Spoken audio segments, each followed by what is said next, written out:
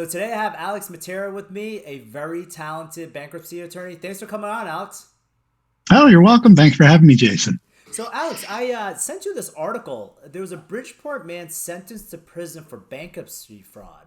I didn't realize that was so prominent, and this would seem to be like a huge issue for this one individual.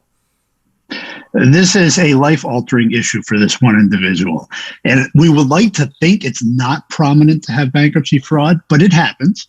Right. What is prominent is when it does happen, it gets prosecuted. And typically those folks end up serving some time, and there are definite consequences. We joke that it's one of the few areas where people still go to prison if they commit bankruptcy fraud. The U.S. attorney does pursue these. Bankruptcy judges will report this. They're mandatory reporters. Bankruptcy trustees likewise would make the report. So if it comes to light that somebody's committed a bankruptcy fraud, there will be an investigation and there will likely be a consequence. Yeah, because looking at the article, it sounded like, I know we talked about this a little bit before, but it was a $100,000 life insurance policy that we talked about that actually the mother passed away after filing for bankruptcy. So can you talk a little bit about the timing of this whole issue? Sure. And this is a quirk that even a lot of bankruptcy lawyers who don't run into it wouldn't be aware of. When someone files bankruptcy, it's a line in the sand. And whatever happens before their bankruptcy is treated differently than what happens afterwards. It's like they're two different legal entities. So there's pre-bankruptcy Jason Chan, who owes $100 million to his creditors, and post-bankruptcy Jason Chan, whose slate is wiped clean and owes nothing and moves forward. That can be a good thing. If you file a bankruptcy and the day after you hit the Powerball, you keep it. That doesn't go to your debts, doesn't get paid out. That's just a windfall for you. The exception to that line in the sand is a special provision of the bankruptcy code regarding inheritances. That includes life insurance policies, wills, anything that you would receive on the death of another person. If that occurs within 180 days of the filing date, it's treated as though it happened before the filing, and that money gets put into your bankruptcy estate and paid out to creditors. So what happened in the article you sent me, they were entitled to inheritance. The person passed away and was paid out after the filing, and they failed to disclose it. They concealed it and tried to keep the money. I see. So the other issue about that, let's take a step back. So when the person passes away and the benefit technically vests, right? So it's not really when the payout happens? That's true. If the payout's delayed, you're still entitled to it. It vests within that 180 days. So you have a situation where somebody passes away, day 179, and it doesn't vest until day 185. Right. That's still going to be an issue for that debtor. And that's a very special kind of property interest, unlike anything else that you own before you file and have to disclose. This is an ongoing burden where the debtor and the debtor's attorney need to be thinking about it, so that it's not a bad idea for a bankruptcy attorney to check in with the debtor throughout the case to see, did this happen? Right. And also the other thing was, the article essentially said that he was under oath, and to say, under oath, he testified that he was not getting any type of inheritance, and that really just what probably put him in a really bad position. What are the steps that you go through with your clients in terms of trying to avoid these potential issues in terms of these violations? That's a great question. He was under oath. The bankruptcy process relies on the pains and penalties of perjury to make sure debtors are open and honest. They sign their bankruptcy schedules and they testify at their 341 meeting under the pains and penalties of perjury under oath. As an attorney, your job is to investigate the debtor before you have them sign those documents. Some of the best advice I ever got in law school is from a securities professor who said, make sure if anybody's going to prison, it's your client. You do not want to sign on to this fraud. And it requires some careful investigation with your debtor for two reasons. This is an egregious case. This is somebody who intentionally, knowingly lied under oath. Right. But there are a lot of less egregious cases that can still turn into disastrous events for the debtor because they don't realize they have an interest, because they forget about it, because it's something unusual. And so there's some burden on the bankruptcy attorney to go through an interview process where you explore things that you and I as attorneys might realize were property interests that a debtor would have no idea about. a personal injury claim, a right under a will or trust, those kind of things, the clients aren't really thinking about those. They might fail to disclose it. But if you ask them as an attorney and then it comes to light that they withheld it, at least the attorney's not going to be at issue. And the debtor certainly had a fair opportunity to disclose it.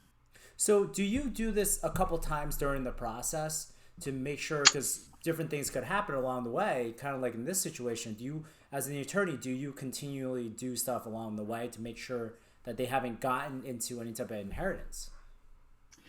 You typically would explore that up front at the beginning of the case and find out, are they entitled to anything? It's an unusual case where it comes out of the blue, though it happens.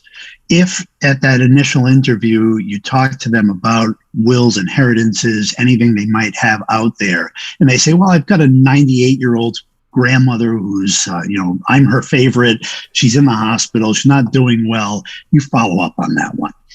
In a case where they have zero expectation, you're less likely to do so, but it's still an opportunity, particularly before what's called the 341 meeting. That's the creditor's meeting in the case. For many debtors, that's the only time they'll ever be in a courthouse and talk to a trustee.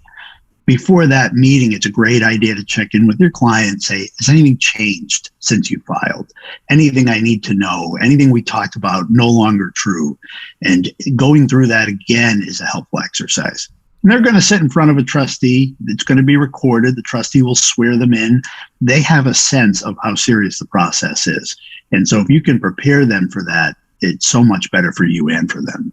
So Alex, what happens in the situation where you have a long lost relative that you didn't even know you're relative to, and you came into some inheritance in that situation, and it's not a failure to disclose, but it's really a no knowledge type of situation? Would there be issues there also? There would, if it happens within that window. And there's no way for the attorney to know that other than the debtor letting them know. And there may not be a way for the debtor to know that initially because this isn't somebody you were in touch with. So you might have a probate attorney hunting down your debtor years after the case to let them know about it. So that's why the window is only 180 days. It's intentionally kept relatively short so that you're not reopening a case years down the road. But that duty is ongoing, and it's ongoing on the debtor to disclose it. Now, this is a particular kind of interest where it does straddle that 180-day, but it's easy to think about a situation that probably occurs more often than we realize. What about the adult debtor whose parents have transferred their family home to a trust, an irrevocable trust, and named the debtor as trustee, and the debtor doesn't know it, has no idea, wasn't asked by the parents, didn't sign anything, they wouldn't have to sign anything. And the parents don't let the debtor know until years later. If that happened before the bankruptcy, they'd have a duty to disclose that. They wouldn't have even have been aware. They're not going to be penalized in that case because they weren't aware and it wasn't an intentional misrepresentation.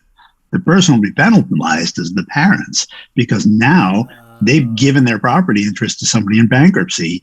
That trustee is going to want to sell that house and pay the debtor's creditors, and that's going to leave the parents homeless. So these are issues that we do also explore with our debtors. And they may not know they have an interest in a trust. We tell them, go ask. Maybe talk to your parents and or other family members about it. And that highlights the conflict you see between bankruptcy and trust and estates practice. We have similar conflicts between bankruptcy and divorce practice for the same reasons. Financial planning and bankruptcy don't usually walk hand in hand. No, and I guess to add even a layer to that is, what if the future interest hasn't vested because the parents are still around, right? So they can sell that future interest, I guess, to try to settle the debt. But if the parents live for another 50 years, that's going to be an interesting scenario to try to play out. That's exactly right. So typically in that situation, you're going to see a life estate for the parents. And I've represented trustees where we've sold that interest subject to the parents' life estate. And there are investors, these obviously aren't folks who want to move into the house, but there are investors who will happily buy that interest and speculate. They'll gamble on the parents eventually dying and look at an actuarial table and come up with a present value for that. Well, Alex, I appreciate you coming on. Tell us a little about when people should be calling you and emailing you. We obviously have your information up here When should they call Alex to talk about their situation? So there are all kinds of opportunities where I will intersect with somebody's particular circumstance. Bankruptcy touches almost everything at one time or another.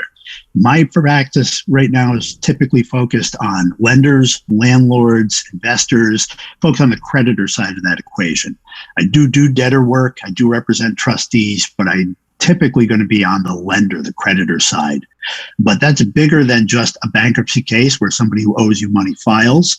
There are also many times when a small company will be hit with a letter from a trustee looking to claw back a payment that they received prior to a bankruptcy filing. Right. That's called a preference case. It'll say so in the letter. And those go out for every debtor. There are 10 of those letters that go out from a trustee.